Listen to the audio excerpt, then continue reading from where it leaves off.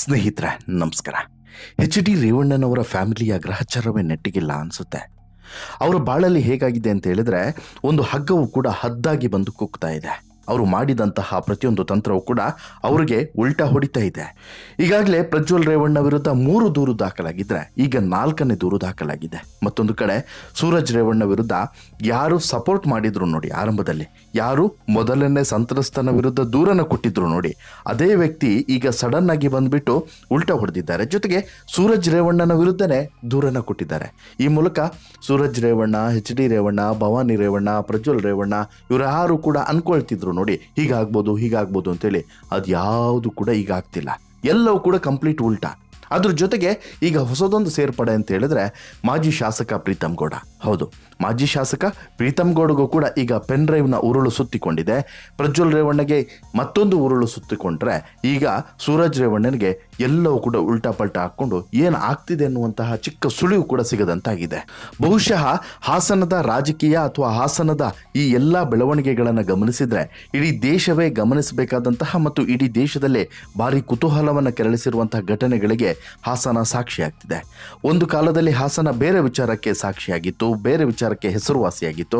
ಆದರೆ ಇವತ್ತು ಆಗಬಾರದ ಹೆಸರಿಗೆ ಇವತ್ತು ಹಾಸನ ಪಾಪ್ಯುಲರ್ ಆಗಿದೆ. ಅದರಲ್ಲೂ ಕೂಡ ಪ್ರೀತಮ್ ಗೌಡ ಈಗ ಅರೆಸ್ಟ್ ಆಗ್ತಾರಾ ಅನ್ನುವಂತಹ ಒಂದು ಪ್ರಶ್ನೆ ಭಾರೀ ಸಂಚಲನಕ್ಕೆ ಕಾರಣವಾಗಿದೆ. JDSನ ಸುತ್ತುತ್ತಿದ್ದಂಥ ಪ್ರಕರಣ ಈಗ BJPಯ ಸುತ್ತಲೂ ಕೂಡ ಸುತ್ತೋಕೆ ಶುರುವಾಗಿದೆ. ಈ ಪೆನ್ ಡ್ರೈವ್ ಪ್ರಕರಣ, ಅದರಲ್ಲೂ ಕೂಡ ಸಂತ್ರಸ್ತ ಯುವತಿ ಪ್ರೀತಮ್ ಗೌಡ ವಿರುದ್ಧನೂ ಕೂಡ ದೂರನ್ನು ಕೊಟ್ಟಿರುವಂಥದ್ದು, ಪ್ರಜ್ವಲ್ ರೇವಣ್ಣ ವಿರುದ್ಧನೂ ಕೂಡ ದೂರನ್ನು ಕೊಟ್ಟಿರುವಂಥದ್ದು ಪ್ರಕರಣದಲ್ಲಿ ಭಾರಿ ಬೆಳವಣಿಗೆಯ ಮುನ್ಸೂಚನೆಯನ್ನು ಕೊಡ್ತಾ ಇದ್ರೆ, ಸೂರಜ್ ರೇವಣ್ಣ ಮಾತ್ರ ಇಲ್ಲಿ ಏನು ಆಗ್ತಿದೆ, ಏನು ಹೋಗ್ತಾ ಇದೆ ಒಂದು ಕೂಡ ಅರಿವಾಗದೆ ಒಂದು ರೀತಿಯಲ್ಲಿ ಚಿಂತಾಕ್ರಾಂತರಾಗಿದ್ದಾರೆ. ಬಹುಶಃ ರೇವಣ್ಣನವರ ಫ್ಯಾಮಿಲಿಗೆ ಯಾವ ರೀತಿಯಲ್ಲಿ ಶನಿ ಈಗ ಒಕ್ಕರಿಸಿದೆ ಅಂತ ಹೇಳಿದ್ರೆ ಅವರನ್ನು ಯಾರನ್ನು ಕೂಡ ಬಿಡುವಂಥ ಲಕ್ಷಣವೇ ಕಾಣಿಸ್ತಿಲ್ಲ. ಪ್ರತಿಯೊಬ್ಬರ ಶನಿ ಬಿಡಿಸಿಯೇ ನಂತರ ಹೊರಗೆ ಹೋಗುತ್ತೇನೋ ಅನ್ನುವಂತಹ ಒಂದು ಅನುಮಾನ ಕಾಡುವಂತೆ ಮಾಡಿದೆ. ಅದರಲ್ಲೂ ಕೂಡ ಈಗ ನಡೀತಿರುವಂಥ ಬೆಳವಣಿಗೆಗಳ ಬಗ್ಗೆ ಮಾಹಿತಿಯನ್ನು ನೀವೇನಾದರೂ ಪಡೆದುಕೊಂಡ್ರೆ ನಿಮಗೆ ಶಾಕ್ ಆಗ್ಬೋದು. ಪ್ರೀತಮ್ ಗೌಡ ಹಾಗಾದರೆ ಅರೆಸ್ಟ್ ಆಗ್ತಾರಾ? ಪ್ರಜ್ವಲ್ ರೇವಣ್ಣನಿಗೆ ಇನ್ನಷ್ಟು ಉರುಳು ಬಿಗಿಯಾಗುತ್ತಾ? ಸೂರಜ್ ರೇವಣ್ಣ ಕಥೆ ಏನು? ಈ 3 ವಿಚಾರವನ್ನು ಕೂಡ ನಿಮ್ಮ ಮುಂದೆ 1 by 1 ಇಡ್ತಾ ಹೋಗ್ತೀನಿ. ಅದಕ್ಕಿಂತ ಮುಂಚೆ ನೀವಿನ್ನೂ ಕೂಡ ನಮ್ಮ ಚಾನಲನ್ನು ಸಬ್ಸ್ಕ್ರೈಬ್ ಮಾಡಿಲ್ಲ ಅಂದರೆ ದಯವಿಟ್ಟು ಕೂಡಲೇ ಸಬ್ಸ್ಕ್ರೈಬ್ ಮಾಡಿ ಸ್ನೇಹಿತರೆ. ನಾನು ಈಗಾಗಲೇ ಹೇಳಿದಂತೆ ಹಾಸನ ಇಡೀ ದೇಶದ ಗಮನವನ್ನು ಸೆಳೀತಾ ಇದೆ. ಆದರೆ ಒಳ್ಳೆ ವಿಚಾರಕ್ಕಲ್ಲ, ಕೆಟ್ಟ ವಿಚಾರಕ್ಕೆ. ಹಾಸನದ ಪೆನ್ ಡ್ರೈವ್ ಹಂಚಿಕೆ ಆರೋಪದ ಹಿನ್ನೆಲೆಯಲ್ಲಿ ಮಾಜಿ BJPಯ ಶಾಸಕ ಆಗಿರುವಂಥ ಪ್ರೀತಮ್ ಗೌಡ ಈಗ ಅರೆಸ್ಟ್ ಆಗ್ತಾರಾ ಅನ್ನುವಂಥ ಪ್ರಶ್ನೆ ಎದ್ದು ಹೇಳ್ತಾ ಇದೆ. ಕಾರಣ ಏನು ಅಂತ ಹೇಳಿದ್ರೆ ಅವರ ವಿರುದ್ಧ ದಾಖಲಾಗಿರುವಂಥ FIR. ಹೌದು, ಈ ಮೂಲಕ ಪ್ರಕರಣದಲ್ಲಿ ಸ್ಥಳೀಯ BJP ಪಾತ್ರದ ಬಗ್ಗೆನೂ ಕೂಡ ಅನುಮಾನಗಳು ವ್ಯಕ್ತವಾಗಿದೆ. ಯಾಕಂತ ಹೇಳಿದ್ರೆ ಕಳೆದ ಬಾರಿಯ ಚುನಾವಣೆ ಸಂದರ್ಭದಲ್ಲಿ ಅಂದರೆ ಮೊನ್ನೆ ನಡೆದ ಲೋಕಸಭೆ ಚುನಾವಣೆಯಲ್ಲಿ ಈ ಪೆನ್ ಡ್ರೈವ್ ಅನ್ನೋದು ಮಹತ್ವದ ಕೆಲಸವನ್ನೇ ಮಾಡಿತ್ತು. ಅಷ್ಟು ಮಾತ್ರವಲ್ಲದೆ ಈ ಚುನಾವಣೆಯಲ್ಲಿ ಪ್ರಜ್ವಲ್ ರೇವಣ್ಣ ಸೋಲೋದಕ್ಕೂ ಕೂಡ ಈ ಪೆನ್ ಡ್ರೈವ್ ದೊಡ್ಡ ಕೆಲಸವನ್ನೇ ಮಾಡಿತ್ತು. ಹೀಗಾಗಿ ಪ್ರೀತಮ್ ಗೌಡ ವಿರುದ್ಧ ಒಂದು ಅನುಮಾನ ಸಹಜವಾಗಿ ಎಲ್ಲರಲ್ಲೂ ಕೂಡ ಇತ್ತು. ಈಗ ಇದಕ್ಕೆ ಪೂರಕವಾಗಿ ಪ್ರೀತಮ್ ಗೌಡ ವಿರುದ್ಧವೂ ಕೂಡ ಒಬ್ಬ ಸಂತ್ರಸ್ತ ಮಹಿಳೆ ಬಂದು ಕೊಟ್ಟಿರುವಂಥ ದೂರು, ಜೊತೆಗೆ ಈ ಪ್ರಕರಣದಲ್ಲಿ 4ನೇ ಪ್ರಕರಣ ಪ್ರಜ್ವಲ್ ವಿರುದ್ಧ ದಾಖಲಾಗ್ತಿರುವಂಥದ್ದು ಇವೆಲ್ಲದೂ ಕೂಡ ಭಾರಿ ಕುತೂಹಲವನ್ನು ಕೆರಳಿಸಿದೆ. ಲೈಂಗಿಕ ದೌರ್ಜನ್ಯ ಪ್ರಕರಣಕ್ಕೆ ಸಂಬಂಧಿಸಿದಂತೆ ಪ್ರಜ್ವಲ್ ರೇವಣ್ಣ ವಿರುದ್ಧ 4ನೇ ಪ್ರಕರಣ ದಾಖಲಾಗಿದ್ದರೆ ಈ ಪ್ರಕರಣದಲ್ಲಿ ಸಂತ್ರಸ್ತೆಯ ವಿಡಿಯೋ ಹಂಚಿಕೆ ಆರೋಪದಲ್ಲಿ ಹಾಸನದ ಮಾಜಿ ಶಾಸಕ ಪ್ರೀತಮ್ ಗೌಡ ಸೇರಿದಂತೆ ಇತರ 3 ವಿರುದ್ಧವೂ ಕೂಡ ಪ್ರಕರಣ ದಾಖಲಾಗಿದೆ. ಹಾಗಾದರೆ ಮೊದಲಿಗೆ ಪ್ರೀತಮ್ ಗೌಡ ವಿರುದ್ಧದ ಆರೋಪಗಳು ಏನು ಅನ್ನೋದನ್ನ ಹೇಳಿಬಿಡ್ತೀನಿ ನೋಡಿ. ಹಾಸನದ ಮಾಜಿ ಶಾಸಕ ಪ್ರೀತಮ್ ಗೌಡ ವಿರುದ್ಧ ಪೆನ್ ಡ್ರೈವ್ ಹಂಚಿಕೆ ಆರೋಪ ಕೇಳಿ ಬಂದಿತ್ತು. ಇದಕ್ಕೆ ಪೂರಕ ಎಂಬಂತೆ ಅವರ ಇಬ್ಬರ ಆಪ್ತರನ್ನು ಕೂಡ SIT ಬಂಧಿಸಿದೆ. ಇದೀಗ ಸಂತ್ರಸ್ತೆ ನೀಡಿದಂಥ ದೂರಿನ ಹಿನ್ನೆಲೆಯಲ್ಲಿ ಪ್ರೀತಮ್ ಗೌಡ ಹಾಗೂ ಇತರ 2 ವಿರುದ್ಧ ಪ್ರಕರಣ ದಾಖಲಾಗಿದೆ. ಈ ಪ್ರಕರಣದ ಸಂತ್ರಸ್ತೆಯೊಬ್ಬರ ಅಶ್ಲೀಲ ವಿಡಿಯೋಗಳನ್ನು ಹಂಚಿಕೆ ಮಾಡಿದಂಥ ಆರೋಪದ ಹಿನ್ನೆಲೆಯಲ್ಲಿ ಈ ಪ್ರಕರಣವನ್ನು ದಾಖಲು ಮಾಡಿಕೊಳ್ಳಲಾಗಿದೆ ಮತ್ತು FIR ಅನ್ನು ಕೂಡ ಮಾಡಿಕೊಳ್ಳಲಾಗಿದೆ. ಸದ್ಯ ಈ ಪ್ರಕರಣಕ್ಕೆ ಸಂಬಂಧಿಸಿದಂತೆ ಪ್ರಜ್ವಲ್ ರೇವಣ್ಣ ಅವರನ್ನು 14 ದಿನಗಳ ಕಾಲ ನ್ಯಾಯಾಂಗ ಬಂಧನಕ್ಕೆ ನೀಡಲಾಗಿದೆ. ಈ ಪ್ರಕರಣಕ್ಕೆ ಸಂಬಂಧಿಸಿದಂತೆ SIT ಕಳೆದ 21 ದಿನಗಳಿಂದ ಪ್ರಜ್ವಲ್ ರೇವಣ್ಣ ಅವರ ತನಿಖೆಯನ್ನು ನಡೆಸ್ತಿದೆ. ಈಗಾಗಲೇ 2 ಬಾರಿ ತನ್ನ ವಿಚಾರಣೆಯನ್ನು ನಡೆಸಿರುವಂಥ SIT 3ನೇ ಪ್ರಕರಣ ಮತ್ತು ಈಗ ದಾಖಲಾಗಿರುವಂಥ 4ನೇ ಪ್ರಕರಣದಲ್ಲಿ ಮತ್ತೊಮ್ಮೆ ಪ್ರಜ್ವಲ್ ರೇವಣ್ಣನನ್ನ ಕಸ್ಟಡಿಗೆ ಪಡೆದುಕೊಂಡು ವಿಚಾರಣೆ ಮಾಡುವಂಥ ಸಾಧ್ಯತೆ ಇದೆ. ಹಾಸನದ ಪೆನ್ ಡ್ರೈವ್ ಪ್ರಕರಣ ರಾಷ್ಟ್ರ ಮಟ್ಟದಲ್ಲಿ ಸುದ್ದಿಯಾಗಿದೆ. ಇದರ ಬೆನ್ನಲ್ಲೇ ಈಗ ಪ್ರೀತಮ್ ಗೌಡ ಹೆಸರು ಕೂಡ ಕೇಳಿ ಬಂದಿರುವಂಥದ್ದು, ಜೊತೆಗೆ ಪ್ರೀತಮ್ ಗೌಡ ಕೂಡ ಈಗ ಅರೆಸ್ಟ್ ಆಗ್ತಾರೆ ಅನ್ನುವಂಥ ಅನುಮಾನನೂ ಕೂಡ ಕಾಡುವಂತೆ ಮಾಡಿದೆ.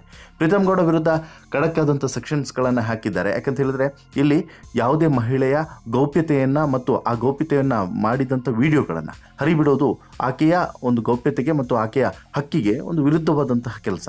ಹೀಗಾಗಿ ಪ್ರೀತಮ್ ಗೌಡನನ್ನು ಇಲ್ಲಿ A4 ಆರೋಪಿಯನ್ನಾಗಿ ಮಾಡಲಾಗಿದೆ. ಹೀಗಾಗಿ ಪ್ರೀತಮ್ ಗೌಡ ಅವರನ್ನು ವಶಕ್ಕೆ ಪಡೆಯದೇ ಇದ್ರೂ ಕೂಡ ವಿಚಾರಣೆ ನಡೆಸುವಂಥ ಸಾಧ್ಯತೆ ಅಂತೂ 100% ಇದೆ.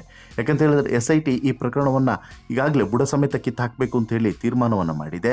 ಹಾಗೆಯೇ ಶಾಸಕರ ವಿರುದ್ಧ, ಅದರಲ್ಲೂ ಕೂಡ ಈ ಪ್ರಕರಣದಲ್ಲಿ ಒಬ್ಬ ಮಾಜಿ ಶಾಸಕನೇ ಭಾಗಿಯಾಗಿದ್ದಾನೆ, ಪೆನ್ಡ್ರೈವನ್ನು ಹಂಚಿಕೆ ಮಾಡಿದ್ದಾನೆ, ಸಾಕಷ್ಟು ಜನರಿಗೆ ಈ ವಿಡಿಯೋ ಹರಿಬಿಟ್ಟಿದ್ದಾನೆ ಅನ್ನೋದು ಕೂಡ ಇಲ್ಲಿ ಪ್ರಮುಖವಾಗ್ತದೆ. ಇನ್ನು ಪ್ರೀತಮ್ ಗೌಡ ವಿರುದ್ಧ IPC ಸೆಕ್ಷನ್ 354A ಲೈಂಗಿಕ ಕಿರುಕುಳ, 354D ಮಹಿಳೆಯ ನಿರಾಸಕ್ತಿಯ ಹೊರತಾಗಿಯೂ ಕೂಡ ಆಕೆಯನ್ನು ಹಿಂಬಾಲಿಸಿ ಕಿರುಕುಳ ನೀಡಿರೋದು, 354B ಮಹಿಳೆಯ ಮೇಲೆ ಆಕ್ರಮಣ ಹಾಗೂ ಮಾಹಿತಿಯನ್ನು ಸೋರಿಕೆ ಮಾಡಿರುವಂಥದ್ದು, 506 ಜೀವ ಬೆದರಿಕೆ ಹಾಗೂ IT ಕಾಯ್ದೆ ಅಡಿ ಕೇಸನ್ನು ದಾಖಲಿಸಲಾಗಿದೆ. ಹೀಗಾಗಿ ಇದು ಪ್ರೀತಮ್ ಗೌಡಗೆ ಸ್ವಲ್ಪ ಸಂಕಷ್ಟವನ್ನು ತಂದೊಡ್ಡಬಹುದು ಅನ್ನೋದು ಸ್ಪಷ್ಟವಾಗಿ ಗೊತ್ತಾಗ್ತಿದೆ. ಆಮೇಲೆ ಪ್ರಜ್ವಲ್ ವಿರುದ್ಧ ಈಗಾಗಲೇ ಹೊಳೆನರಸೀಪುರ, KR ನಗರ, CID ಸೈಬರ್ ಠಾಣೆಯಲ್ಲಿ 2 ಪ್ರಕರಣಗಳು ಸೇರಿದಂತೆ ಒಟ್ಟು 4 ಪ್ರಕರಣಗಳು ದಾಖಲಾದಂತಾಗಿದೆ. 4ನೇ ಪ್ರಕರಣದಲ್ಲಿ ಪ್ರಜ್ವಲ್ ಮೊದಲ ಆರೋಪಿಯಾದರೆ ಪ್ರೀತಮ್ ಗೌಡ 4ನೇ ಆರೋಪಿಯಾಗಿದ್ದಾರೆ. ಹೀಗಾಗಿ ವಿಚಾರಣೆಗೆ ಹಾಜರಾಗುವಂತೆ SIT ನೋಟಿಸನ್ನು ಜಾರಿ ಮಾಡುವಂಥ ಸಾಧ್ಯತೆ ದಿಟ್ಟವಾಗಿ ಕಾಣಿಸ್ತಿದೆ. ಈಗಾಗಲೇ ಅತ್ಯಾಚಾರ, ಲೈಂಗಿಕ ದೌರ್ಜನ್ಯ ಪ್ರಕರಣದ ಅಡಿಯಲ್ಲಿ ಬಂಧಿತ ಆಗಿರುವಂಥ ಪ್ರಜ್ವಲ್ಗೆ 4ನೇ ಪ್ರಕರಣ ಮತ್ತಷ್ಟು ತಲೆನೋವು ತಂದಿದೆ. ಜೊತೆಗೆ ಮಹಿಳೆಯ ಇಚ್ಛೆಗೆ ವಿರುದ್ಧವಾಗಿ ವಿಡಿಯೋ ಮಾಡಿ ಕಿರುಕುಳವನ್ನು ನೀಡಲಾಗಿದೆ, ಖಾಸಗಿ ವಿಡಿಯೋವನ್ನು ಸೆರೆ ಹಿಡಿದು ಪೆನ್ಡ್ರೈವ್ ಮೂಲಕ ಹರಿಬಿಡಲಾಗಿದೆ.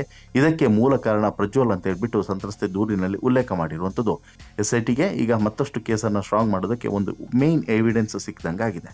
ಇದ್ರ ಜೊತೆಗೆ ಈ ಪೆನ್ಡ್ರೈವ್ ಹಂಚಿಕೆ ಹಿಂದೆ ಪ್ರೀತಮ್ ಗೌಡ ಹಾಗೂ ಸಹಚರಾದಂಥ ಶರತ್ ಕಿರಣ್ ಪಾತ್ರ ಕಂಡುಬಂದಂಥ ಹಿನ್ನೆಲೆಯಲ್ಲಿ ಅವರ ವಿರುದ್ಧನೂ ಕೂಡ ಪ್ರಕರಣವನ್ನು ದಾಖಲಿಸಿರುವಂಥದ್ದು ಈಗಾಗಲೇ ಮಹತ್ವವನ್ನು ಪಡೆದುಕೊಂಡಿದೆ. ಈಗಾಗಲೇ ನ್ಯಾಯಾಂಗ ಬಂಧನದಲ್ಲಿರುವಂಥ ಪ್ರಜ್ವಲ್ಗೆ ಒಂದು ಕಡೆ ತನ್ನ ಸಹೋದರ ಅಂದರೆ ತನ್ನ ಅಣ್ಣ, ಆತನು ಕೂಡ ನ್ಯಾಯಾಂಗ ಬಂಧನದಲ್ಲಿದ್ದ, ಆತನು ಕೂಡ ಈಗ SITಗೆ ಕಸ್ಟಡಿಗೆ ಪಡೆದುಕೊಂಡು ಆತನನ್ನು ಡ್ರಿಲ್ ಕೂಡ ನಡೀತಾ ಇದೆ. ಆತನ ಡ್ರಿಲ್ ನಡೆಯುವಂಥ ಸಂದರ್ಭದಲ್ಲಿ ಭಾರಿ ಬೆಳವಣಿಗೆಗಳು ನಡೀತಿದ್ದಾವೆ. ಅದು ಸಿಕ್ಕಾಪಟ್ಟೆ ಇಂಟ್ರೆಸ್ಟಿಂಗ್ ಬೆಳವಣಿಗೆ ಅಂತಲೇ ಹೇಳಬಹುದು. ಹೌದು, JDSನ ವಿಧಾನ ಪರಿಷತ್ ಸದಸ್ಯ ಸೂರಜ್ ರೇವಣ್ಣ ವಿರುದ್ಧದ ಅಸಹಜ ಲೈಂಗಿಕ ಕ್ರಿಯೆ ಅಥವಾ ಸಲಿಂಗ ಲೈಂಗಿಕ ಕ್ರಿಯೆ ಪ್ರಕರಣಕ್ಕೆ ಮತ್ತೊಂದು ಟ್ವಿಸ್ಟ್ ಕೂಡ ಸಿಕ್ಕಿದೆ. ಅಸಹಜ ಲೈಂಗಿಕ ದೌರ್ಜನ್ಯ ಪ್ರಕರಣದಲ್ಲಿ ಬಂಧನಕ್ಕೆ ಒಳಗಾಗಿರುವಂಥ JDSನ MLC ಸೂರಜ್ ರೇವಣ್ಣ ಅವರ ಆಪ್ತನೇ ಈಗ ಶಾಕನ್ನು ಕೊಟ್ಟಿದ್ದಾನೆ. 2ನೇ ಪ್ರಕರಣವನ್ನು ದಾಖಲಿಸಿದ್ದಾನೆ. ಹೌದು, ಹಾಸನ ಜಿಲ್ಲೆಯ ಹೊಳೆನರಸೀಪುರ ಪೊಲೀಸ್ ಠಾಣೆಯಲ್ಲಿ ಮಂಗಳವಾರ JDS MLC ಸೂರಜ್ ರೇವಣ್ಣ ವಿರುದ್ಧ 2ನೇ ಲೈಂಗಿಕ ಕಿರುಕುಳ ಪ್ರಕರಣ ದಾಖಲಾಗಿದೆ. ಸೂರಜ್ ರೇವಣ್ಣ ಅವರ ಆಪ್ತ ಶಿವಕುಮಾರ್ ನೀಡಿದ ದೂರಿನ ಮೇರೆಗೆ ಪ್ರಕರಣವನ್ನು ದಾಖಲಿಸಲಾಗಿದೆ. ಈ ಶಿವಕುಮಾರ್ ಯಾರು ಅಂತ ಹೇಳಿ ಬಹುಶಃ ನಿಮಗೆ ಗೊತ್ತಿರಬಹುದು. ಆರಂಭದಲ್ಲಿ ಮೊದಲ ಸಂತ್ರಸ್ತ ಏನಿದ್ದಾನೆ ಆತ ಒಂದು ದೂರನ್ನು ಕೊಡ್ತಾನೆ, ಒಂದು ಆರೋಪವನ್ನು ಹೊರಿಸ್ತಾನೆ. ಯಾರ ಮೇಲೆ? ಸೂರಜ್ ರೇವಣ್ಣನ ಮೇಲೆ. ಆ ಸಂದರ್ಭದಲ್ಲಿ ಈತನ ವಿರುದ್ಧ, ಈ ಮೊದಲ ಸಂತ್ರಸ್ತನ ವಿರುದ್ಧ ದೂರು ಕೊಟ್ಟಂತಹ ವ್ಯಕ್ತಿ ಯಾರಿದ್ದಾರೆ ಆತನೇ ಈತ ಶಿವಕುಮಾರ್. ಈತ ಆರಂಭದಲ್ಲಿ ಒಂದು ದೂರನ್ನು ಕೊಡ್ತಾನೆ. ಏನು ಅಂತ ಹೇಳಿದ್ರೆ, ಇಲ್ಲಿ ಈ ರೀತಿಯಾಗಿ ಬ್ಲಾಕ್ ಮೇಲ್ ಅನ್ನು ಮಾಡಿ 5 ಕೋಟಿಗೆ ಡಿಮ್ಯಾಂಡ್ ಅನ್ನು ಇಡ್ತಾ ಇದ್ದಾನೆ ಒಬ್ಬ ಹುಡುಗ. ಆತ ಈ ರೀತಿಯೆಲ್ಲ ಅಸಹಜ ಲೈಂಗಿಕ ಕ್ರಿಯೆಯ ಬಗ್ಗೆ ಎಲ್ಲೂ ಕೂಡ ಆರೋಪವನ್ನು ಹೊರಿಸ್ತಿದ್ದಾನೆ. ಇವೆಲ್ಲದೂ ಕೂಡ ಸತ್ಯಾಸತ್ಯತೆಗೆ ದೂರವಾಗಿದೆ ಅಂತ ಹೇಳ್ಬಿಟ್ಟು ಸೂರಜ್ ರೇವಣ್ಣನ ಪರವಾಗಿ ಒಂದು ದೂರನ್ನು ಸಲ್ಲಿಸ್ತಾನೆ. ಯಾವಾಗ ಈ ದೂರು ಸಲ್ಲಿಕೆ ಆಗುತ್ತೋ ಇದರ ಸಂಬಂಧ ವಿಚಾರಣೆ ನಡೆಸೋದಕ್ಕೋಸ್ಕರ ಸೂರಜ್ ರೇವಣ್ಣನನ್ನು ಪೊಲೀಸರು ಕರೆತಂದು ರಾತ್ರಿ ಇಡೀ ವಿಚಾರಣೆಯನ್ನು ಮಾಡಿ ರಾತ್ರಿನೇ ವಶಕ್ಕೆ ಪಡಿತಾರೆ. ರಾತ್ರಿನೇ ವಶಕ್ಕೆ ಪಡೆದ ಬಳಿಕ ಈ ಶಿವಕುಮಾರನನ್ನು ಹುಡುಕೋಕೆ ಶುರು ಮಾಡ್ತಾರೆ. ಆದರೆ ಶಿವಕುಮಾರ್ ಮಾತ್ರ ಪತ್ತೆ ಆಗೋದಿಲ್ಲ, ನಾಪತ್ತೆಯಾಗಿರ್ತಾನೆ. 2 ದಿನ ಕಳೆದು ಎಲ್ಲವೂ ಕೂಡ ಸೀನ್ ಉಲ್ಟಾ ಪಲ್ಟಾ ಆದಾಗ ಶಿವಕುಮಾರ್ ಪ್ಲೇಟ್ ಕೂಡ ಬದಲಾಯಿಸಿದ್ದ. ಅಚ್ಚರಿ ಏನು ಅಂತ ಹೇಳಿದ್ರೆ, ಸೂರಜ್ ರೇವಣ್ಣನ ಆಪ್ತ ಅಂತೇಳಿ ಹೇಳಲಾದಂಥ ಶಿವಕುಮಾರ್ ಈ ಹಿಂದೆ MLC ಸೂರಜ್ ರೇವಣ್ಣ ಪರವಾಗಿ JDSನ ಕಾರ್ಯಕರ್ತನ ವಿರುದ್ಧ ದೂರನ್ನು ದಾಖಲಿಸಿದ್ದ ಅಂತ ಹೇಳಿ ಏನು ನಾವು ಹೇಳಿದ್ವಲ್ಲ, ಆತನ ಈ ಉಲ್ಟಾ ಏನು ಅಂತ ಹೇಳಿದ್ರೆ, ರಾತ್ರೋರಾತ್ರಿ ಬಂದ್ಬಿಟ್ಟು ಈತ ತನ್ನ ಪ್ಲೇಟನ್ನು ಬದಲಾಯಿಸ್ತಾನೆ. ನಿನ್ನೆ ಬಂದ್ಬಿಟ್ಟು ಸಡನ್ ಆಗಿ ಮತ್ತೊಂದು ಸ್ಟೇಟ್ಮೆಂಟನ್ನು ಕೊಡ್ತಾನೆ. ನಾನು ಈ ಪ್ರಕರಣದಲ್ಲಿ ನಾನು ಕೂಡ ಸಂತ್ರಸ್ತ, ಇಲ್ಲಿ ಸೂರಜ್ ರೇವಣ್ಣ ವಿರುದ್ಧ ನಾನು ಕೂಡ ದೂರನ್ನು ನೀಡಲೇಬೇಕಾಗಿದೆ. ಯಾಕಂತ ಹೇಳಿದ್ರೆ ಅಸಹಜ ಲೈಂಗಿಕ ದೌರ್ಜನ್ಯಕ್ಕೆ ನಾನು ಕೂಡ ಒಳಗಾಗಿದ್ದೆ. ಹೀಗಾಗಿ ಈಗ ಸೂರಜ್ ರೇವಣ್ಣನ ವಿರುದ್ಧನೇ 2ನೇ FIR ದಾಖಲಿಸುವಂಥ ಪ್ರಕ್ರಿಯೆ ನಡೆದಿದೆ ಅನ್ನೋದು ಈಗ ಗೊತ್ತಾಗ್ತಿದೆ. ಸೂರಜ್ ರೇವಣ್ಣ ಪರವಾಗಿ ಸಂತ್ರಸ್ತನ ವಿರುದ್ಧ ಬ್ಲಾಕ್ ಮೇಲ್ ದೂರನ್ನು ನೀಡಿದಂಥ ಶಿವಕುಮಾರ್ ಉಲ್ಟಾ ಹೊಡೆದು ಇದೀಗ ಸೂರಜ್ ರೇವಣ್ಣ ವಿರುದ್ಧವೇ ದೂರನ್ನು ದಾಖಲಿಸಿದ್ದಾನೆ. ಇದರಿಂದ ಸೂರಜ್ಗೆ ಮತ್ತಷ್ಟು ಸಂಕಷ್ಟ ಎದುರಾಗಿದೆ. ಅಸಹಜ ಲೈಂಗಿಕ ಕ್ರಿಯೆ ಪ್ರಕರಣದಲ್ಲಿ ಸೂರಜ್ ರೇವಣ್ಣ ಪರವಾಗಿ ನಿಂತು ಸಂತ್ರಸ್ತನ ವಿರುದ್ಧ ದೂರು ನೀಡಿದಂಥ ಶಿವಕುಮಾರ್ ಈಗ ಈ ರೀತಿ ಉಲ್ಟಾ ಹೊಡೆದಿದ್ದು ಯಾಕೆ ಅನ್ನೋದು ಮೊದಲ ಪ್ರಶ್ನೆ. ಆದರೆ ಈಗ ಸೂರಜ್ ರೇವಣ್ಣನ ವಿರುದ್ಧ ಈತ ಕೊಟ್ಟಿರುವಂಥ ದೂರಿನಲ್ಲಿ ಏನೆಲ್ಲ ಅಂಶಗಳಿದೆ ಅನ್ನೋದನ್ನು ಗಮನಿಸ್ತಾ ಹೋದಾಗ ಆಘಾತಕಾರಿ ಅಂಶಗಳು ಬೆಳಕಿಗೆ ಬರ್ತದೆ. ಅಸಹಜ ಲೈಂಗಿಕ ದೌರ್ಜನ್ಯ ಪ್ರಕರಣದಲ್ಲಿ ಡಾಕ್ಟರ್ ಸೂರಜ್ ರೇವಣ್ಣ ಆಪ್ತ ನಾಪತ್ತೆಯಾಗಿದ್ದಂತಹ ಶಿವಕುಮಾರ್ ನೇರವಾಗಿ ಬಂದು ನನಗೆ ಆಗಿರುವಂಥ ಅನ್ಯಾಯದ ಬಗ್ಗೆ ನೀವು ಗಮನಿಸಬೇಕು, ನನಗೂ ಕೂಡ ದೈಹಿಕವಾಗಿ ಹಿಂಸೆ ಆಗಿದೆ, ನನ್ನನ್ನು ಕೂಡ ಈ ರೀತಿ ದೈಹಿಕವಾಗಿ ಬಳಕೆ ಮಾಡಿಕೊಂಡಿದ್ದಾನೆ, ಹೀಗಾಗಿ ನಾನು ಆ ಸಂದರ್ಭದಲ್ಲಿ ನನ್ನನ್ನು ಕೂಡ ಹೆದರಿಸಿ ಬೆದರಿಸಿ ಈ ರೀತಿ ಇಟ್ಕೊಂಡಿದ್ದ, ನಂತರ ನೀನು ಹೋಗಿ ದೂರನ್ನು ಕೊಡಬೇಕು ಅಂತ ಹೇಳ್ಬಿಟ್ಟು ನನಗೆ ವಾರ್ನಿಂಗ್ ಅನ್ನು ಕೊಟ್ಟಿದ್ದ. ಆದರೆ ಬದಲಾದಂಥ ಸನ್ನಿವೇಶದಲ್ಲಿ ಎಲ್ಲದೂ ಕೂಡ ಉಲ್ಟಾ ಪಲ್ಟಾ ಆಯಿತು, ಹೀಗಾಗಿ ನಾನು ದೂರನ್ನು ಕೊಟ್ಟೆ ಅಂತ ಹೇಳ್ಬಿಟ್ಟು ಒಂದು ಉಲ್ಟಾ ಹೊಡೆಯುವ ಮೂಲಕ, ಜೊತೆಗೆ ನನಗೂ ಕೂಡ ದೌರ್ಜನ್ಯ ಆಗಿದೆ, ಈ ಬಗ್ಗೆ ನೀವು ಗಮನವನ್ನು ಹರಿಸಬೇಕು, ಒಂದು ಕಠಿಣವಾದಂಥ ಶಿಕ್ಷೆಯನ್ನು ಕೊಡಬೇಕು ಅಂತ ಹೇಳ್ಬಿಟ್ಟು ಒಂದು ಮನವಿಯನ್ನು ಮಾಡೋದ್ರ ಮೂಲಕ, ದೂರನ್ನು ಕೊಡೋದ್ರ ಮೂಲಕ ಸೂರಜ್ ರೇವಣ್ಣ ವಿರುದ್ಧ ಮತ್ತೊಂದು FIR ದಾಖಲಾಗುವಂತೆ ಮಾಡಿದ್ದಾರೆ. ಈ ಮೂಲಕ ವೈದ್ಯನಾಗಿದ್ದಂತಹ ಸೂರಜ್ ರೇವಣ್ಣ ಒಂದು ಕಡೆ ವಿಧಾನ ಪರಿಷತ್ ಸದಸ್ಯನೂ ಕೂಡ ಹೌದು, ಮತ್ತು ಮಾಜಿ ಪ್ರಧಾನಿ JDSನ ವರಿಷ್ಠರು ಕೂಡ ಆಗಿರುವಂಥ ದೇವೇಗೌಡರ ಮೊಮ್ಮಗ, ಇನ್ನು ಹೊಳೆ ನರಸೀಪುರದ ಶಾಸಕ HD ರೇವಣ್ಣ, ಭವಾನಿ ರೇವಣ್ಣನವರ ಮಗ, ಇಷ್ಟೆಲ್ಲ ಇದ್ರೂ ಕೂಡ ಇಂಥದ್ದೊಂದು ಮಣ್ಣು ತಿನ್ನುವಂಥ ಕೆಲಸವನ್ನು ಸೂರಜ್ ರೇವಣ್ಣ ಯಾಕೆ ಮಾಡಿದ್ರು ಅನ್ನೋದು ಈಗಿರುವಂಥ ಪ್ರಶ್ನೆ. ಇನ್ನು ಒಂದು ಕಡೆ ಅಣ್ಣ, ಮತ್ತೊಂದು ಕಡೆ ತಮ್ಮ, ಇವರಿಬ್ಬರು ಕೂಡ ಈ ರೀತಿಯಾದಂಥ ಪ್ರಕರಣಗಳಲ್ಲಿ ಲಾಕ್ ಆಗ್ತಾರೆ ಅಂತ ಹೇಳ್ಬಿಟ್ಟು ಬಹುಶಃ ಯಾರು ಕೂಡ ಅನ್ಕೊಂಡಿರಲಿಲ್ಲ. ಅಲ್ಲಿಗೆ ಹಾಸನದ JDSನ ಭವಿಷ್ಯ ಅಲ್ಲಿಗೆ ಮುಗೀತು ಅನ್ನೋದು ಮಾತ್ರ ಈಗ ಸ್ಪಷ್ಟವಾಗಿ ಗೊತ್ತಾಗ್ತಿದೆ. ಆದರೆ ಈಗಿರುವಂಥ ಕುತೂಹಲ ಏನು, ಸೂರಜ್ ರೇವಣ್ಣ ಕತೆ ಏನಾಗುತ್ತೆ ಮುಂದೆ, ಇನ್ನೆಷ್ಟು ಜನ ಬಂದು ಇದೇ ರೀತಿ ದೂರನ ಕೊಡ್ತಾರೆ? ಪ್ರಜ್ವಲ್ ರೇವಣ್ಣ ವಿರುದ್ಧ 4 ಆಯಿತು, ಇನ್ನೆಷ್ಟು ಜನ ಬಂದು ದೂರು ಕೊಡ್ಲಿಕ್ಕಿದೆ? ಹಾಗೇನೆ ಪ್ರೀತಮ್ ಗೌಡ ಕತೆ ಏನು ಅನ್ನೋದು ಈಗಿರುವಂಥ ಕುತೂಹಲ. ನಿಮಗೇನಿಸುತ್ತೆ ಸ್ನೇಹಿತರೆ ಈ ಎಲ್ಲ ಬೆಳವಣಿಗೆಗಳ ಬಗ್ಗೆ ನಿಮ್ಮ ಅಭಿಪ್ರಾಯ ದಯವಿಟ್ಟು ಕಮೆಂಟ್ ಮಾಡಿ ತಿಳಿಸಿ. ಜೊತೆಗೆ ಈ ಸ್ಟೋರಿ ಇಷ್ಟ ಆಯಿತು ಅಂತ ಹೇಳಿದ್ರೆ ಲೈಕ್ ಮಾಡಿ, ಶೇರ್ ಮಾಡಿ, ಚಾನಲ್ಗೆ ಸಬ್ಸ್ಕ್ರೈಬ್ ಆಗೋದನ್ನು ಮರಿಬೇಡಿ. ಧನ್ಯವಾದ.